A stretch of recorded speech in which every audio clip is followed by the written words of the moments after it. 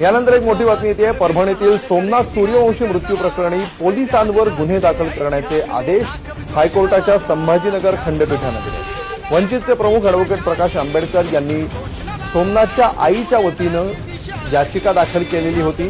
स्वतः प्रकाश आंबेडकर यांनी या प्रकरणामध्ये न्यायालयामध्ये बाजू देखील मांडलेली होती आणि त्या प्रकरणात आता ही मोठी बातमी येते.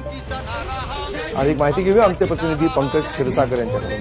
पंकज, नेमकं हायकोर्टाने काय म्हटलं या प्रकरणात? आपण जर बघितलं तर परभणीमध्ये सोमनाथ सूर्यवंशी यांचा मृत्यू झाला होता न्यायालयीन कोठडीत असताना. परभणीमध्ये 10 डिसेंबर रोजी डॉक्टर बाबासाहेब आंबेडकर यांच्या पुतळ्यासमोरील संविधानाच्या शिल्पाची विटंबना करण्यात आली.